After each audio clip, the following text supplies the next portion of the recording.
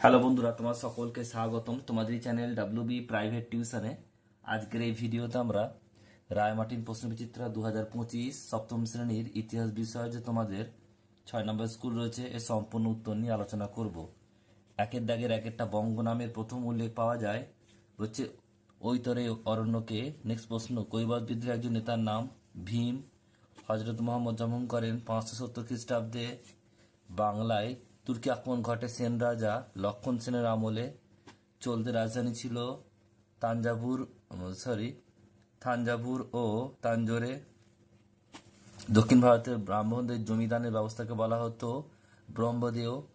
চক্রবাণী দত্ত ছিলেন পাল যুগের একজন চিকিৎসা বিজ্ঞানী। পাল রাজারা ছিলেন ক্ষত্রিয়। দুয়ের দাগের এক একটা পিডিএফ দেখে নেবে। বলছে বলছে গন্ডাই কোন্ড চুল উপাধি কে নিয়েছিল প্রথম রাজেন্দ্র চোল। শশাঙ্কের রাজধানীর নাম কি? কর্ণ সুবর্ণ। বৌদ্ধ ধর্মমতে নির্বাণ কি? মুক্তি। পাল যুগের একজন বিখ্যাত শিল্পীর নাম লেখো, এটা হবে ধীমান। বাকি প্রশ্ন উত্তরগুলো তোমরা পিডিএফ একটু দেখে নাও।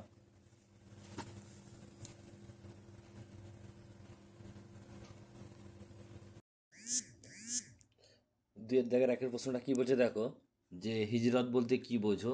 দেখো উত্তরটা রয়েছে এখানে, দেখে নাও। নেক্সট প্রশ্ন রয়েছে দেখো পরেরটা, এটা হচ্ছে তিনের দাগের একেরটা কি বলছে? ত্রিশক্তি সংগ্রাম বলতে কি বোঝো? দেখে নাও কি রয়েছে। নেক্সট প্রশ্ন এরপর রয়েছে দেখো, অথবা এর সঙ্গে রয়েছে তিনের দাগের একের অথবা, বলছে গৌড়বহ কি? নেক্সট প্রশ্ন পরেরটা, এটা বলছে দুয়ের দাগেরটা বলছে টিকা লেখো চর্যাপদ। নেক্সট প্রশ্ন পরেরটা রয়েছে চারের দাগের একেরটা, মাতসান্যায় বলতে কি বোঝায়?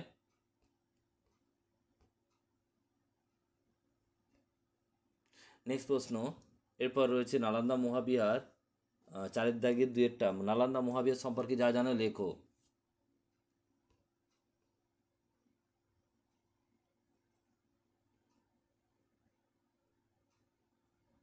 নেক্সট প্রশ্ন পরেরটা বলছে, এটা হচ্ছে পাঁচের দাগের একেরটা, বঙ্গ থেকে পশ্চিমবঙ্গ নামকরণের ইতিহাস লেখো।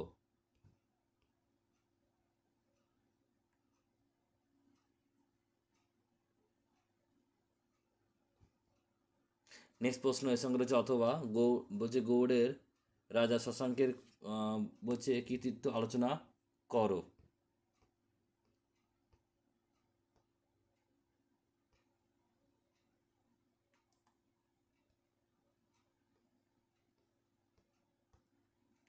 নেক্সট প্রশ্ন রয়েছে দেখো, এরপর হচ্ছে পাঁচের দাগের দুইয়েরটা, যে পাল সেন যুগের বাংলা ধর্ম সম্পদ অর্থনীতি সম্পর্কে আলোচনা করো। এটা তোমাদের টেক্সট বইয়ের 28 নম্বর পেজ আছে, দেখে নেবে, ওখানে উত্তরটা রয়েছে খুব সুন্দর করে।